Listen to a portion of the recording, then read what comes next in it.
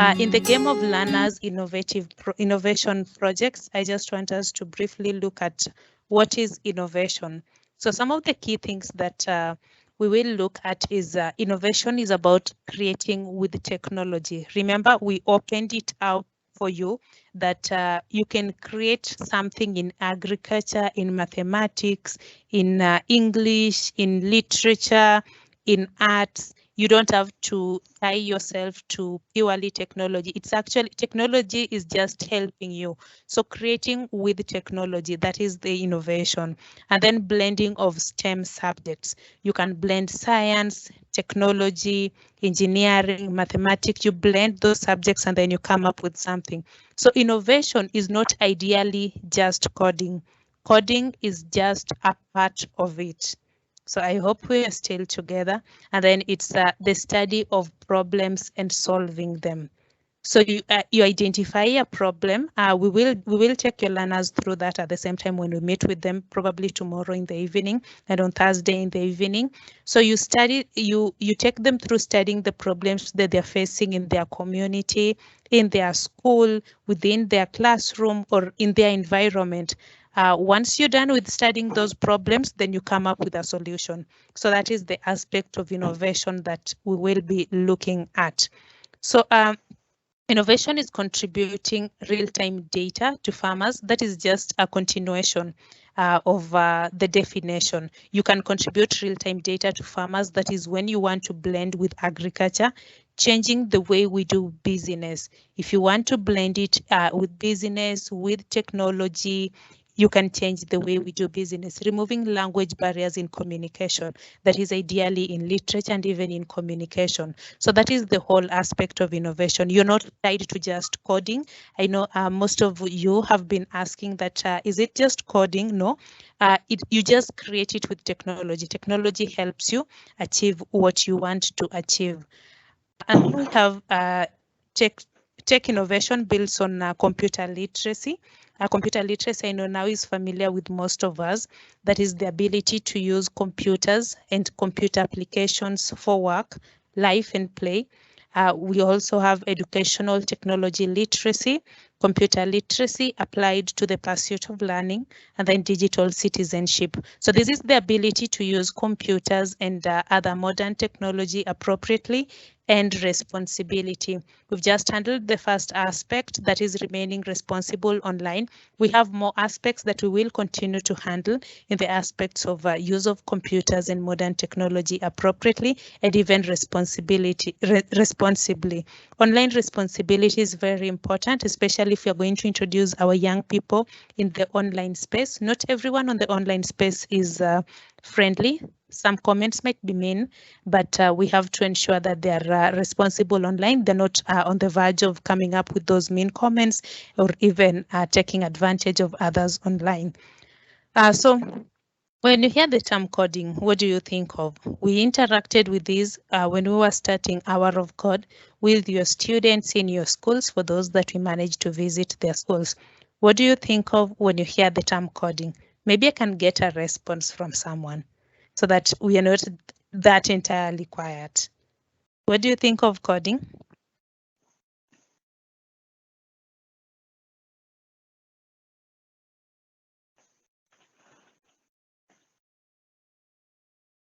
It's the use of patterns,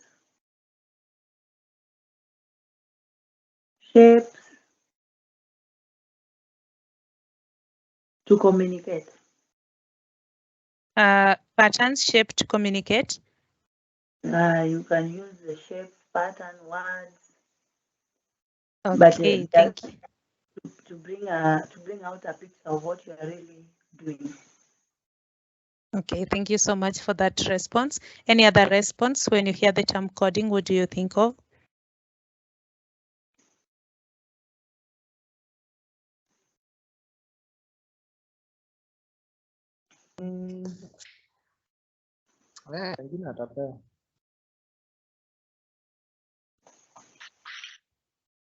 Yes, go on. Magoa anaweza pewa. Is that Evans? Yes, Belding, it's me. Yes, we can hear you. Go on. I'm not actually asking. I've just joined. Okay, okay, you can mute your audio because there is an interference from your end. Oh, sorry. Okay, so let me see if we have any response.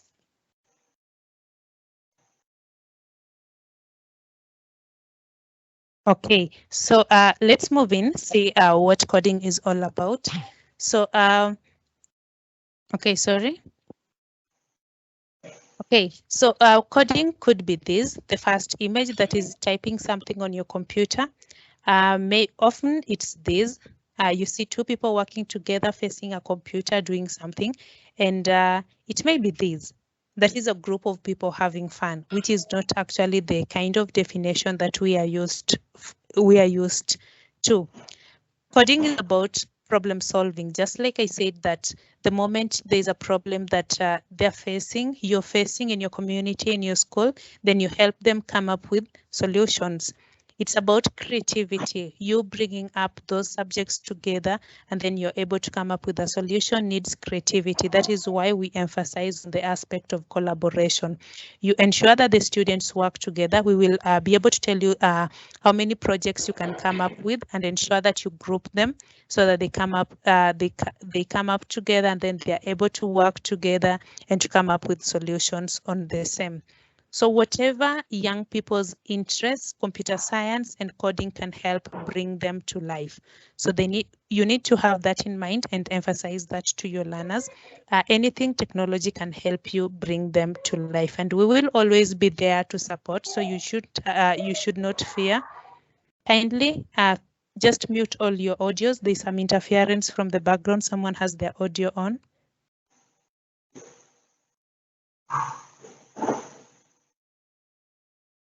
Okay, thank you so much for that.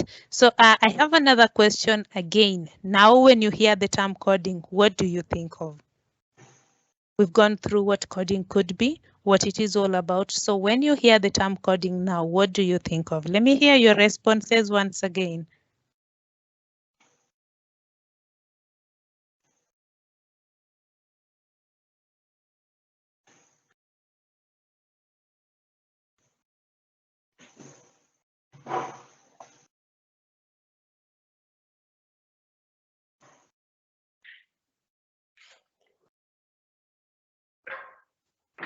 Hello. Hello, we can hear you. Yeah, I think probably as per what you had said before, when I hear about coding, then it's about collaboration.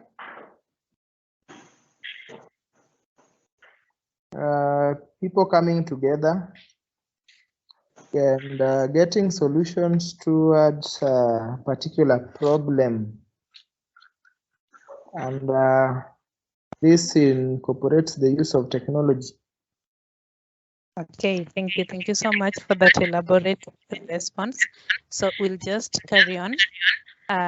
Some of the innovative projects that we have, I just want to broaden your perspective so that you're not tied to that. The first aspect is robotics. So I want to tell you what is happening all over the world. So kindly just let me know if you're able to hear any sound. I'm not so sure if I shared my sound too with you, but if you're able to hear any sound, just let me know.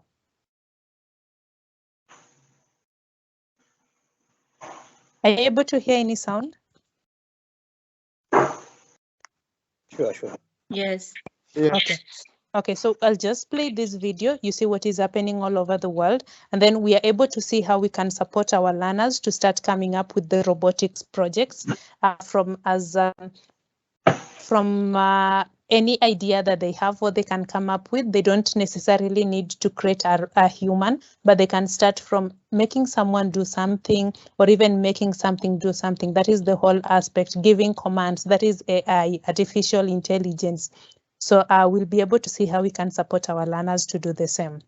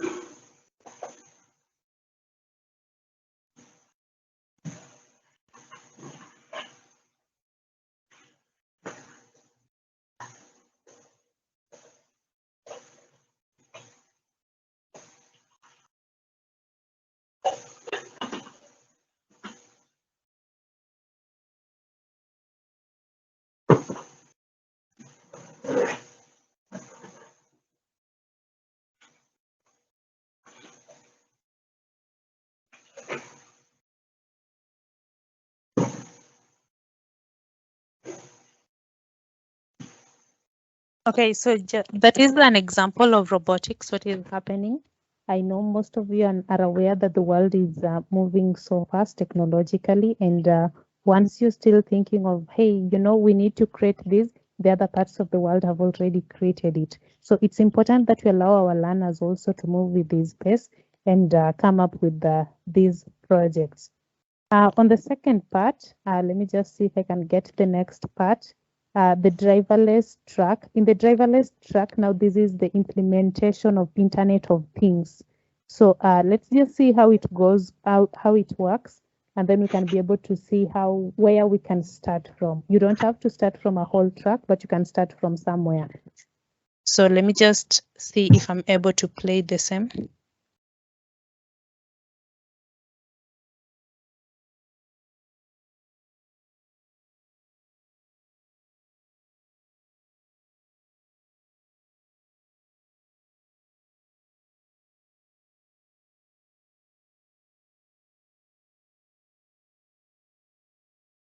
Okay, to interrupt you, Beldin.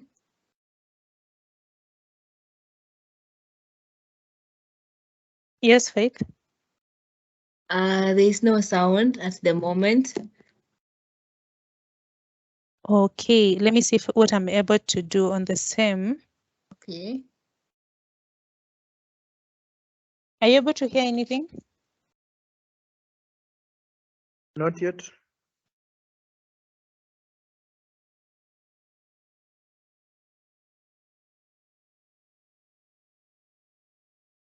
Are you able to hear any sound? Not yet. Okay, I think we'll just go with that. Probably we'll be able to see what is happening. I'll be able to explain. Okay.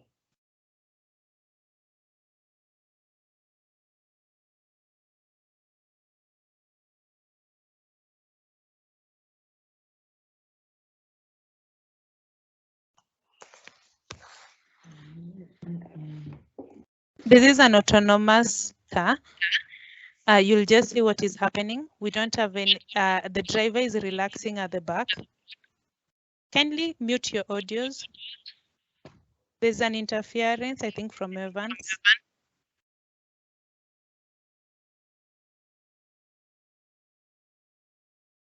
Okay, thank you.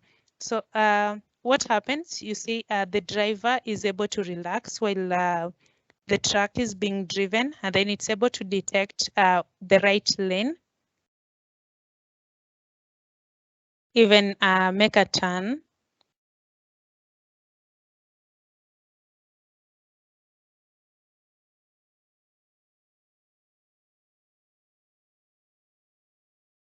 So actually the whole idea is that truck drivers are actually hectic. Sometimes you realize that you get a driver in less than a year, the driver quits the job, and then you find that the trucks don't have drivers.